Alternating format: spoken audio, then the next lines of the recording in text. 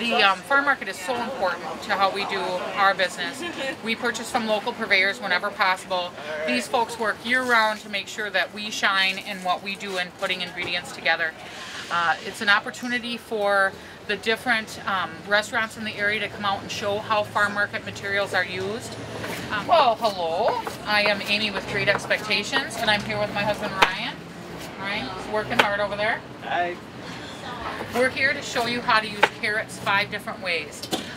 Each year it seems that there are products that are in abundance at the farm market, and at this time of year you'll see that many of our vendors have carrots to offer. So what we've decided to do is show you how in one cooking session you can use them in 5 different ways for 5 different things. So what we've done prior to your arrival here is just simply to go to each and every one of the vendors here at the farm market and purchase from them some of their great products. We have excellent carrots to work with, beautiful apples, several of the peppers and cabbage that's going into the slaw we purchased down here today. And then what we'd like for you to know is that you can certainly use other products from the market to make these products better, like some of the fresh baked breads, seafood, bison, etc. that's available. So what Ryan's working on over there is just the simple prep of the carrot. We took all of the carrots that we had, many pounds, which if you have a garden at home, yeah, which may not be enough, you never know. And what we're doing is we have 3 different pots going. We're going to start by just getting those carrots softened and cooked down for the different dishes that we're doing. Ryan, you're working on a hot sauce over there, right? Yep. So we do have a recipe for you, but Ryan, can you just tell them what you've done so far with that? All I've really done is combine the carrots and the hot peppers right now. I'm going to throw in some garlic, and I got some water going here, and some lime juice and a little bit of vinegar. We're going to bring it to a boil. We're going to reduce it a little bit. You don't actually want to breathe any of this because it does release some pretty toxic stuff. Very spicy. Then we're going to puree it up, and it's done. And that's the beauty of it all, is the simplicity of it. And what are you making? I'm making a hot sauce. A hot sauce that you could add into like chili or Bloody Marys or any other variation where you want to do something. You want to put it in some queso or something, you want to add a little bit of heat to it. And what type of pepper are you using today, Ryan? I'm using habaneros, which are extremely hot, but that's where the carrots come in. Because the carrots are going to be sweet, so they're going to temper it all down a lot. And that's why we use a little bit of lime juice in there and some vinegar to preserve. So it should be pretty nice. So again, we started by just prepping those carrots, and he's using a portion of those for the hot sauce. What I'm doing over here is I've taken one of our other vendors here at the market and purchased some apples from them. He went with an Empire apple today when Ryan was shopping. And I'm just dicing those up, and I'm starting the carrot cake jam. We've had lots of people ask, this is a new jam that we've done this year, the carrot cake jam, what we would use that with, and we've had the neatest responses from our customers. We have one customer who takes it, spreads it all over a chicken, a whole chicken, and slow roasts that chicken. So that's kind of a neat savory application for it. I have another customer who spreads it over cream cheese and just eats it with crackers. And our daughter would probably eat it with a spoon, but she really likes it on toast. So lots of great applications for the carrot cake jam. So super simple to do. Again, we're just taking those same carrots that we processed because we've got so many. And I'm going to take, let's see, 4 cups of those carrots fried. Can I grab some carrots from you? I'm tied up here. Thank you. I can start shredding for you too. Awesome. So we're just going to take the shredder. We peel these, and we're going to shred them up and add them to a couple cups of apples and get those cooking down.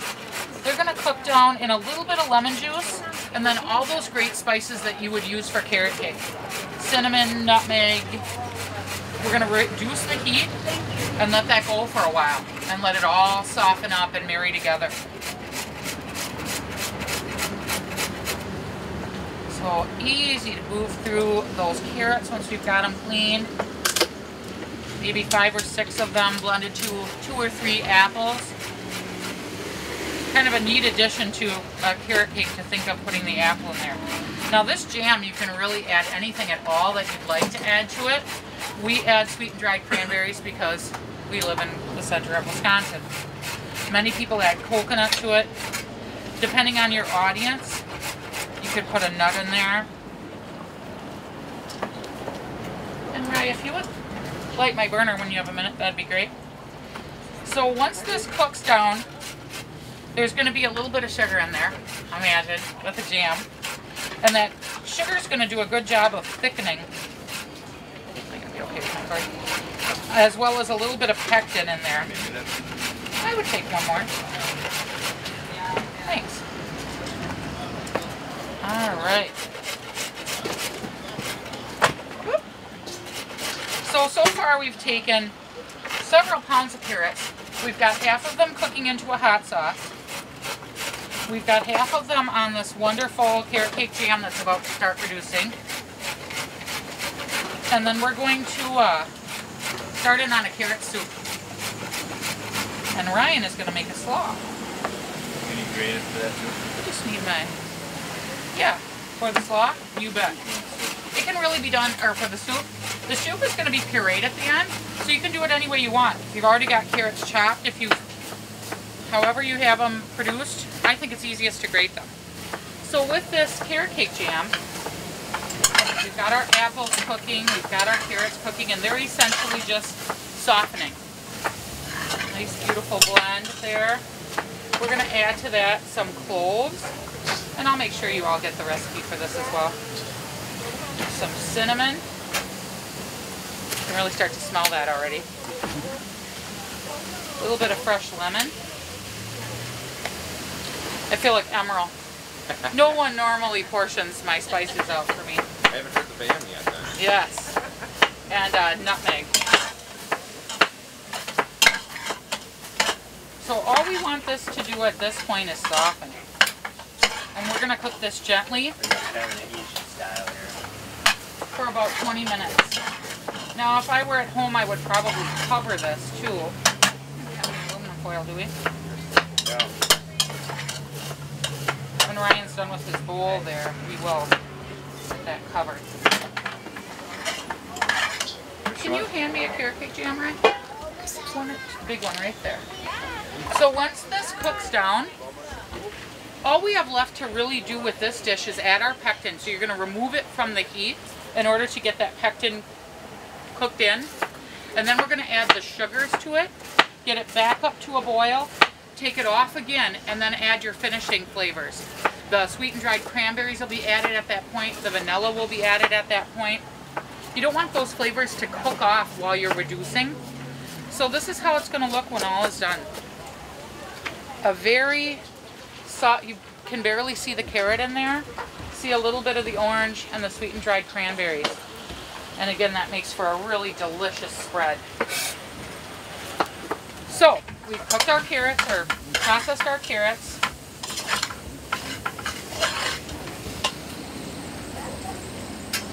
We've got some of them into this beautiful jam. And then we've got some of them just boiling away over there with those habaneros for that naughty carrot hot sauce that Ryan's making. So I'm going to move on to the curry carrot soup while this cooks down. Ryan, I'm going to put some water in this if I could, because I can't cover it. So, can I go over with this? Sorry, I feel I'm tethered. I'll go this way. All right. So again, we've got these great carrots that we're wanting to use up in a variety of ways.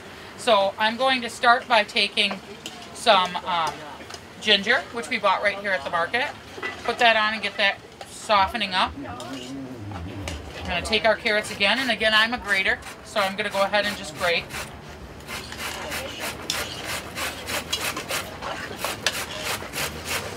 And we're going to grate about 2 cloves of garlic, a little bit of ginger.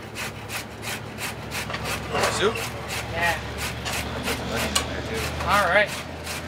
How would you like to chop my garlic for me? Yep.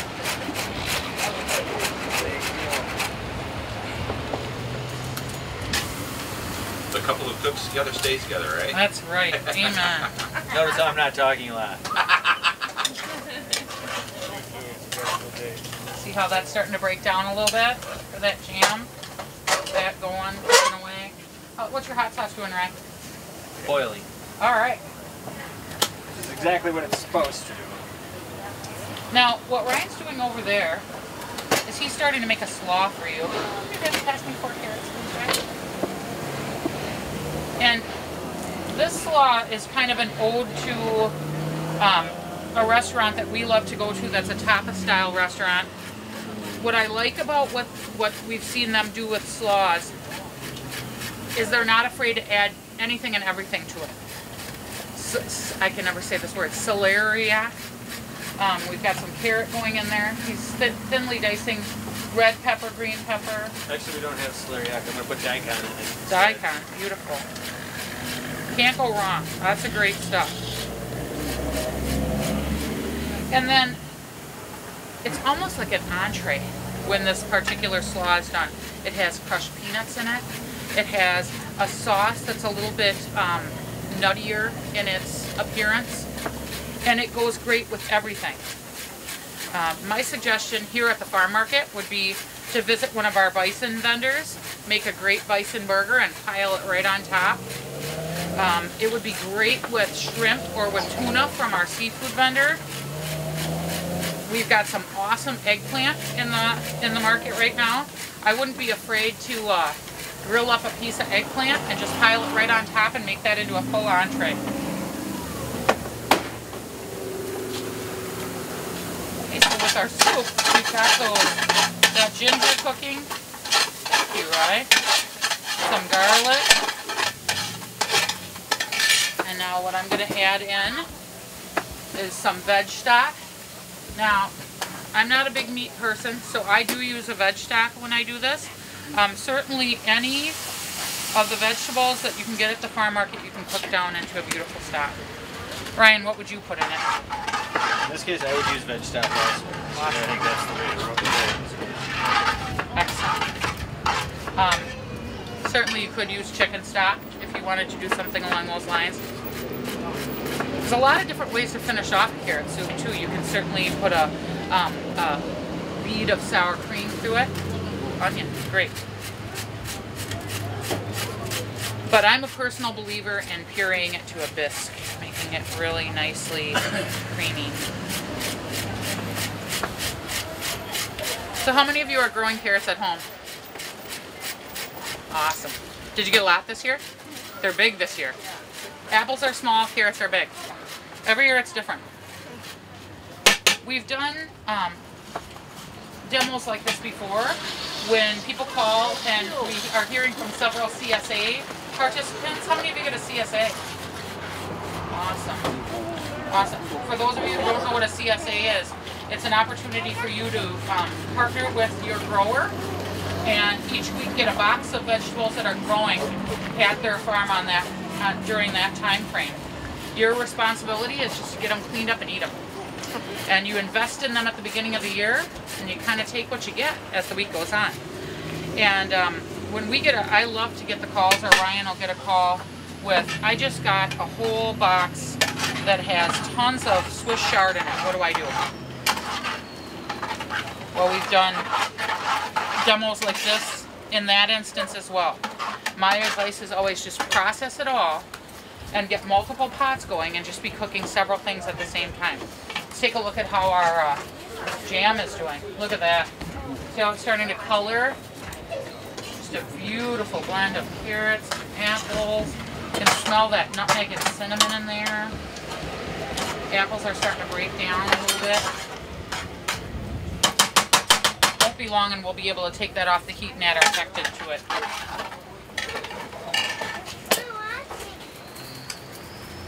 Okay. So in our curry carrot soup right now, we have onion, we have vegetable stock, we have carrots. We've got that beautiful ginger root in there. I went with a ginger instead of a curry today, but you can do either. And we're going to let that reduce. When it's starting to get down to being softened, we're going to take a hand blender to it, puree it out, and then I'm going to cream it back up with coconut today. With a little coconut milk. What are you doing on that slaw, Ryan? Tell them what you're doing. Right now we're just cutting and chopping and throwing it all together. Eventually we will add what I consider kind of an Asian style base.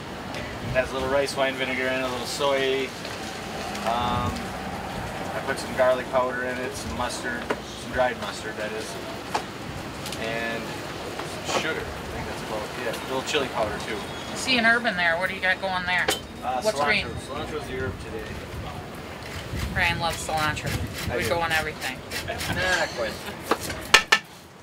Now we're going to puree this. I don't know if you saw my little boo-boo there that I just lost my carrot head into the soup. But it's going to be pureed, so that doesn't matter. You can't go wrong. This is a daikon, which most people don't use around here either. It's just really great big radish. That's all it really is. Yep. And it's white. And it certainly fits. Well, the bees love what we're doing. It certainly fits with the theme of that Asian sauce that's about to go on.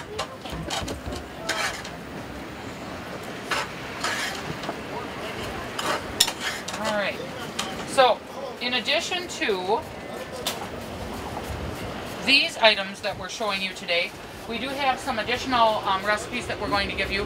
One is for our hazelnut-filled carrot cake cupcakes, and we're going to have those available for purchase later today.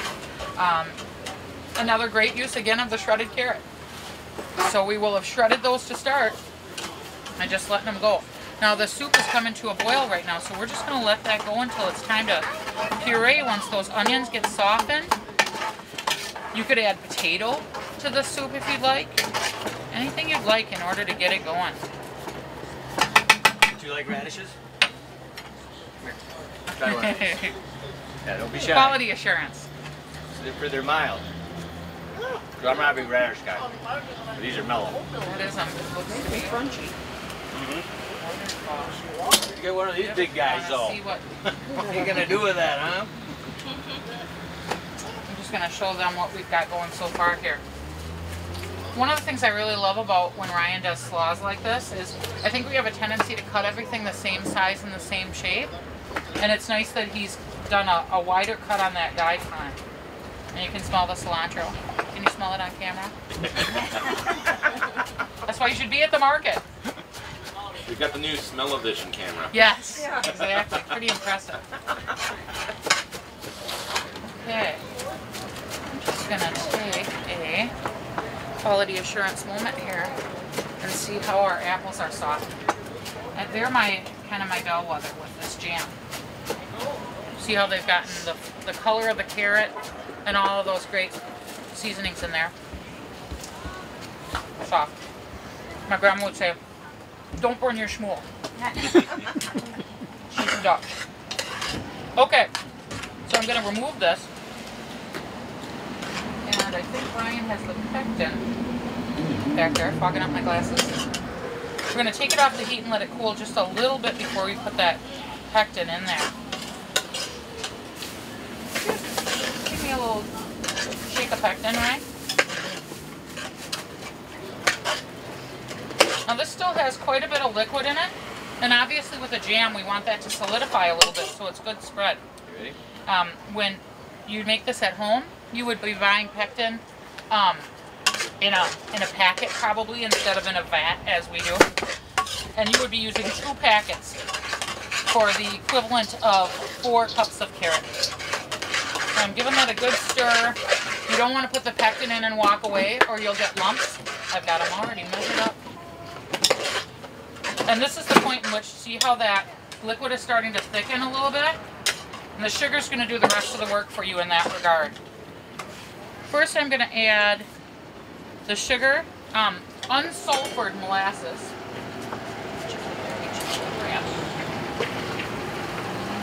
We've got some great maple vendors here. You certainly could do a little maple in here too. In place of the molasses, or?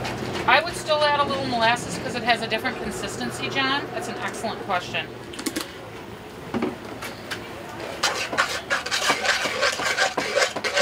Give us a whole different flavor profile here, adding that molasses in.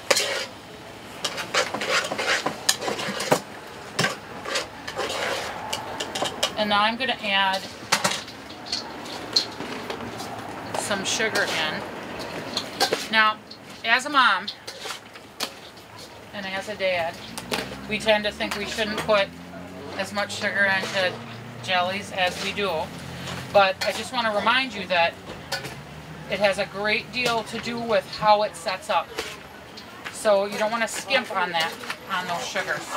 Although I would like to add on that, most of the jellies and jams that we make, we do cut down a lot of the sugar.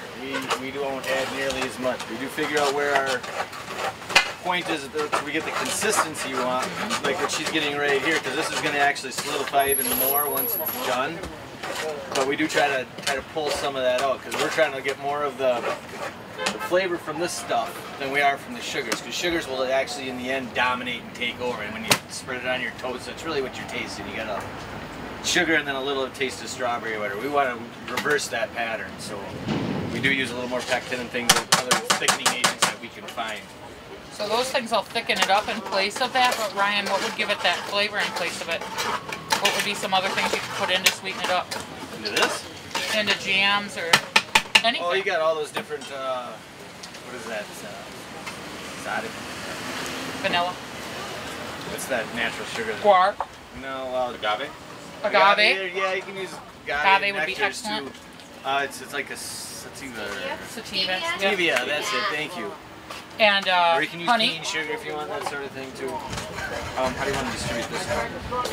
You have some plates right next to you there. Okay, so we've just finished off the jam. This is gonna simmer for a little bit. It's gonna thicken up. And then one of the things that we're very blessed with at Great Expectations is we do have our manufacturing license. So we do have the ability to then can these products and have them available to our chefs as well as available to you for purchase throughout the year. To us, that's a really important component of using local sustainable foods. We hate waste in all areas of our business. So the fact that we can value add to products rather than letting them go to waste when we have an abundance is important to us. Right up here, honey. Okay, so we finished up the jam. He's finished up the slaw. The carrot soup is ready to be pureed. Anybody like hot things? Spicy. There you go. This hasn't even been pureed up, but you can taste the heat's coming onto the carrot already. I had pink carrot. So, It's going to be a hand blender here, Mr. Scheide. all right, hang on a minute. No? Thank you. You're welcome. Here's some forks right over here on the table, folks. Remember, everything came from here today.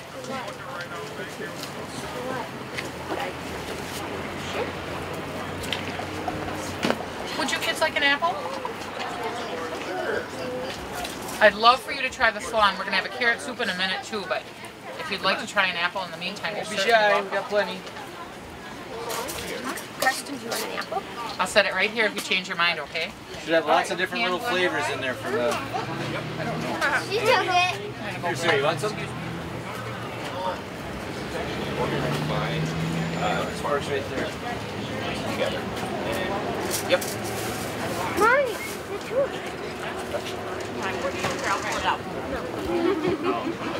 Okay, so Ryan's going to run and get our hand blender. Just to let you know how we're finishing off this carrot cake jam. It's going to be at a boil for a full minute. And then we're just going to turn it off and let it start to become that consistency. Now you saw how it started out as grated carrots. It had the whole apples in. Right now this is the appearance of it. And again, it's going to form to be more like so when it's done. I've got recipes for you of that carrot cake jam. On the back of it, you have the Naughty Carrot hot sauce, which is the item that's simmering over here. When Ryan makes that in large batches at the restaurant, the girls and I don't visit. Or you walk in like this, because the heat really comes off those habaneros and it'll go into your nose and it gets really, really hot. So I have carrot cake jam and habanero, and the Naughty Carrot hot sauce on this one. And then the soup that we're about to finish off is the curry carrot soup. And you can have that recipe as well with our carrot hazelnut cupcake recipe on the other side. If you have not yet been to the restaurant, we do have our full menu right there as well. We're featuring several different farms this quarter. We change that every quarter. And right now we have products from over 17 different farms in our area on the menu every day. Oh. So, if you need dessert after this, we will have our hazelnut-filled carrot cupcakes for sale as well. Recipes for you. Now, on that menu is my phone number too. I mentioned that I love it when people call with questions about the CSAs and about how to use local farm products. I welcome those calls. Feel free to message me on Facebook. If I don't know the answer, I'll find Ryan. Pleasure. You go ahead. Alright. So what Ryan's doing, again, we've softened up the onions, the carrots. What else is in there? Ginger. Onion. Garlic. Can't forget garlic. You gotta open your prepared stuff. Yeah. And he's going to puree that, and that's going to be a little thicker than I like. I like it to be a little creamier. So rather than adding heavy cream or a dairy product into it, we're going to go with a little coconut milk. I can find a can opener. Yep. I brought it.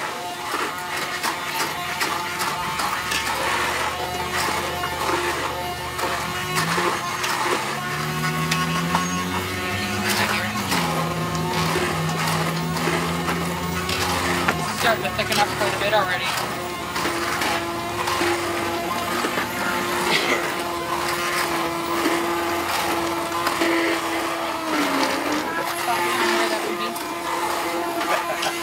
I'll have to look again. I'll take over this and you can do that.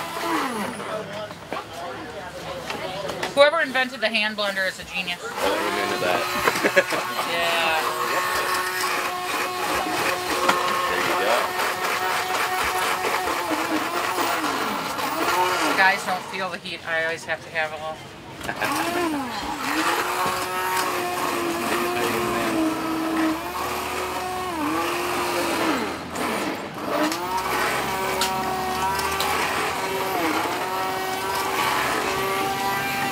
Certainly saves from having to toss it or pour it from the pot into your blender and then back. Yes, and you'll see in the recipes that I've told you if you do that, this is a boiling liquid, do it in small batches.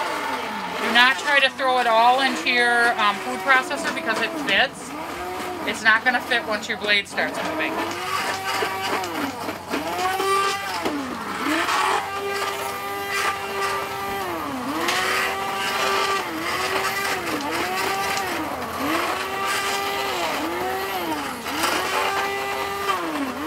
So none of this was something that you couldn't do at home, right? You guys would be comfortable doing all this. And think of all the carrots you've been able to use. We used a total of 10 pounds today already. What I like too is that if you make it 5 different ways like this, the likelihood that you're going to hit one that your kids will eat is pretty good. My 11-year-old loves the slaw. They'll both eat the soup. We don't let them eat the hot sauce. And let's face it, they'll definitely eat the jam and the cupcake, right?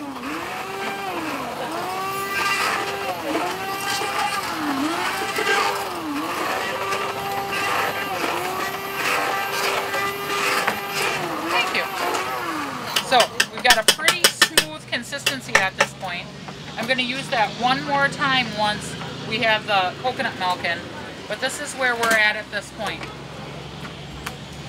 Definitely a nice creamy color. Alright. Are you going to be ready with the hot sauce? You want the hand blender in a minute? So what I'm doing at this point is I'm just stirring in that milk, giving it a little more of a whisk to get it all pureed together. We're going to bring it up to temp and we're going to get to try that too. How does that sound?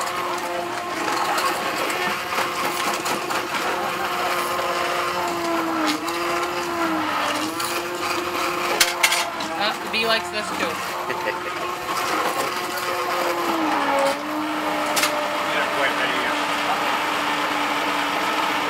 Anybody wants more sauce? You want to do it? I'm thinking about that, right?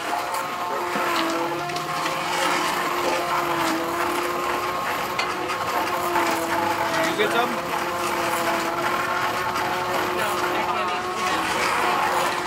Oh, sure.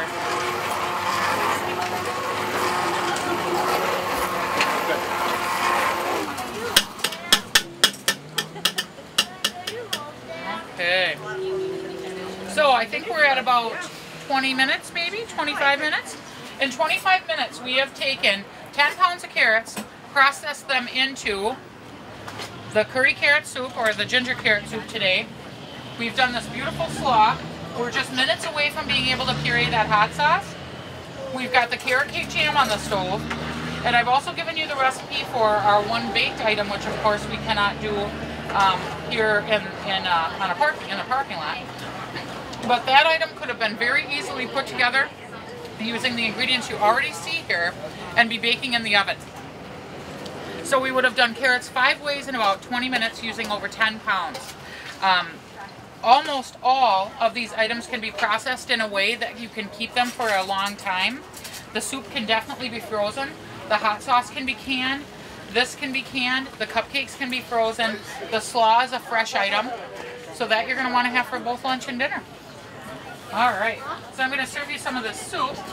The beautiful thing is you get to share all this stuff with everybody. That's where it really comes back down into the gardening and the community and all that stuff. I agree.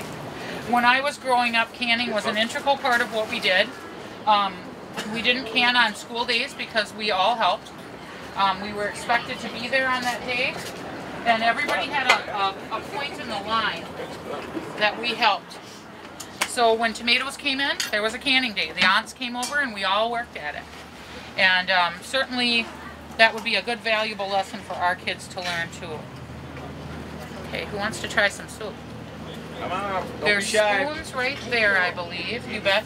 Now remember, there's lots of fun things that we could do with this. At the restaurant, Ryan makes a beautiful seasoned cracker that would go lovely with this. I saw a recipe recently for fresh thyme croutons. I would love that in the soup. Anyone else? I'm rushing you. I love a little swirl of sour cream in there, especially if I do it with curry as opposed to ginger and it starts to get a little bit on the spicy side. Kind of cool that down. More here whenever you're ready. So that turned into a beautiful color. Potatoes are in abundance also this year. We certainly could have done a potato added to this and pureed it through. There's really nothing that you can add to a carrot to a potato soup that wouldn't be just delicious. John, you ready for some soup? Girls, I'm always ready. Does anybody have any questions for Ryan or me? I do all the talking, but all these recipes he created. Oh, so. sorry, there's peanuts. Very good. Oh, thank you very much. Taking my slaw. Wonderful. Now I am just going to show you the cupcakes, and again we have those available, right? If you want to. So, Vanna. We also use a sweetened dried cranberry in the cupcake, which you'll see on the recipe, and something just a little bit different. Instead of both filling them and frosting them with cream cheese, we fill them with a hazelnut spread like Nutella, and it just gives it that little bit of extra flavor there. Wonderful. I would just like to say too, we appreciate everybody listening and coming out to the market and patronizing these wonderful food vendors. We couldn't do what we do without the hard work that they do year-round. So in 20 minutes we made 5 dishes with carrots, but it takes them many, many months to grow those carrots, and we appreciate that. Thank you guys so much for coming out. Today what we did is we talked a little bit about when you have an overabundance of a particular vegetable, how you can process that and add value to it in multiple ways that can be used over time. We made a soup that could be frozen. We made, and of course enjoyed that day, a beautiful slaw for use that day, some delicious cupcakes, a delicious jam, and then Ryan made a hot sauce that can be canned and used throughout the season whenever you want a little heat to things. So it's a great way for the farm market to feature all of its great products, to exemplify the great work that Central Wisconsin Farmshed does in getting those foods to our tables.